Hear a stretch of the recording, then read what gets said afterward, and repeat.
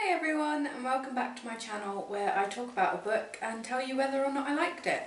The book that I'll be talking about today is The Curious Incident of the Dog in the Nighttime by Mark Haddon. So I'll quickly read you the blurb. The Curious Incident of the Dog in the Nighttime is a murder mystery novel like no other. The detective and narrator is Christopher Boone. Christopher is 15 and has Asperger's syndrome. He knows a very great deal about maths and very little about human beings. He loves lists, patterns, and the truth. He hates the colours yellow and brown and being touched. He has never gone further than the end of the road on his own, but when he finds a neighbour's dog murdered, he sets out on a terrifying journey which will turn his whole world upside down. This isn't my first time reading this book. I had to read this when I was in year 7 or 8 in school, so that was 8 or 9 years ago now. Maybe, no, more than that. I don't know, it was a very long time ago. God, I'm old. But so yeah, this isn't the first time that I've read this book, but because it was so long ago that I did read it, I couldn't remember too much about the book, but that's mainly because I didn't really pay attention to the book the first time, because when you have to read a book in school, you kind of just read it because you have to, not because you want to enjoy the book. So I didn't really pay attention, but this time around I did pay attention. And I actually really enjoyed this book. For a young person's book, it's written really well. Like, it keeps your attention the entire way through the book. It's written from the point of view of Christopher, who is 15 and has Asperger's syndrome, so he's autistic. And I really actually enjoyed that it showed like what somebody with that sort of autism like goes through and sees, because obviously they don't like think about the world exactly as like I would, for example. So it was interesting seeing their point of view of things, and because it's also a murder mystery, as you can see, there is a dog that gets murdered, but doesn't just get murdered, he gets forked through the chest with a garden fork, which is gruesome, but because it's a kid's book it doesn't go too much into it, which I like, because I like dogs, I don't like them being murdered. Although I liked the story overall, and the book overall, there are a few things that I didn't actually like. The first thing that I didn't like is the length of the chapters. When I first started reading it, so the first few chapters are really, really short, which I like. They keep your attention, they keep the story flowing quite well. But then as you continue on the book, the chapters stay really short, and that's just kind of jarring to me, because as you go on in the book, the story obviously has more depth to it and there's more going on, there's more characters and everything like that, but with such short chapters, things like a situation needs to be wrapped up really quickly, which I don't like in a book. I like to have a bit more detail and a bit more like characterization. I feel like there's very few characters in this. I think there's like 6 overall, but even with such few characters, there's no real life to the characters. Like, we know about them and we know their names and we know who they are, but we don't know much else about them. So yeah, that's the first thing that I didn't like, is the length of the chapters. The next thing that I didn't like, it makes sense that the author's done this, because obviously it's from the point of view of Christopher, and it's written as if Christopher has written the book, if that makes sense. So it's not just like his point of view of things, it's his book, if that makes sense. Like, he is the author of this book. So he says, after a few chapters, that he likes prime numbers, because he likes maths. And so the chapters, I don't know if you can see, but that's chapter 2, which is the first chapter of the book.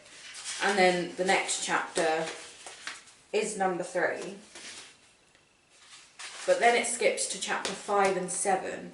And I don't know if you can see that, but that is all within like 5 pages, and you're already on chapter 7. And that's because the chapters are prime numbered. They're not in numerical order. Which again, at the start of the book, I did think was very clever. Again, to get like an insight into the way that Christopher thinks. But then it just gets a bit frustrating, because I don't even really know how to explain it, but it doesn't sit right with me. Like, I was on chapter, if I was reading it properly, it would have been like chapter 12 or 13 maybe. But then it was actually saying that I was on like chapter 72, which just really irritated me, because I just wanted to know where exactly I was in the book. I don't know if that makes sense. Maybe I'm just being really nitpicky with that, but I didn't like that very much. I did think it was a clever way to get his thought processes across, but I just didn't like it overall. And the final thing that I didn't like was, let me just get it up actually in the book, was things like this.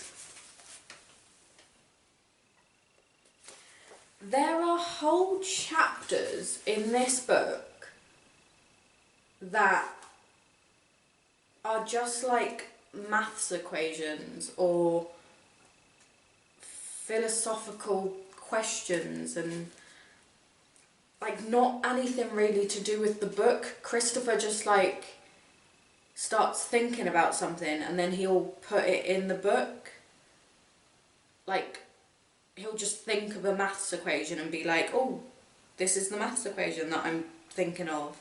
Which, again, it was just really jarring, and it took me away from the story, because I'm the kind of person that if I see a maths equation in a book, I'm going to want to try and figure it out. But I'm also the kind of person that isn't very good at maths, so it will take me ages to figure out the equation, and then I'll just forget where I am in the story. So yeah, again, I didn't like that because it just took away from the story, I feel like. But overall, I do think this was a good book. I would give it probably 3 stars out of 5. At a push, I'd give it 4. Mainly because it is written really well. It's a good story. It keeps you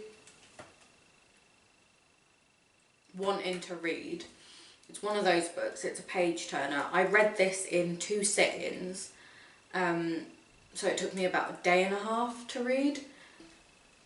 It's a good way to get across the way that somebody with Asperger's would think, but it's also not very factual in the way that a person with Asperger's would think. I don't know if that makes sense. Overall, I did like it. It was written really well. The characters are, again, they're all good. They're not good characters, there's some bad characters, in like their motives, if that makes sense. But they're all written really well. The one thing that I would say about the characters is I did want a bit more from them.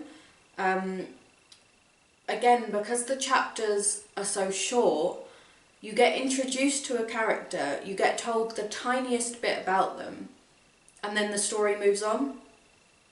which, again, I get it with this book, but I don't like when that happens in a book, because I'm the kind of person that just wants to know everything about everyone when it comes to books, not in real life. I'm not that nosy. I liked it, but I wanted more from it. It's also a very uplifting book because of who it is writing it. Obviously Mark Haddon wrote it, but he wrote it as if Christopher Boone is writing the book. It's very uplifting to see the way that he thinks, and obviously because it says that he's never been past the end of his street, to see all the things that he pushes himself to do in this book, and like it says, he goes on an adventure, and it just shows that, like, if you really want to do something in life at all, like anyone, if you push yourself hard enough and if you dream hard enough, you're going to be able to do it. That's what I at least took away from this book. My fiance can actually vouch for this, because I finished this book when I was with him and I was sobbing at the end of it. Again, just because it's uplifting, and the last like paragraph of the book where Christopher's kind of talking to the reader is very nice. I don't know how else to describe that. It's very like, aw, if that makes sense. I don't know what else I can say about this book actually, other than it's good. I would suggest you read it if you like murder mystery novels with a bit of a twist. It's a very quick read because, again, it's a very young, like, it's a teenager's book. Because, again, I had to read this when I was in, I think, year 8 in school. So I was 12 or 13. But yeah, it's a good book. It's written well. There's a few things that I didn't like, but overall it's a good story and I really like this author. So yeah, that's all I have to say for this book. Again, I will leave all the links to where you can find me on other platforms like Instagram or GoodReads down in the description below. If you have read this book and enjoyed it or didn't enjoy it, please leave your opinions down in the comments. I would love to read them. And yeah, that's it for this video. Have a lovely week and I will see you again soon. Bye!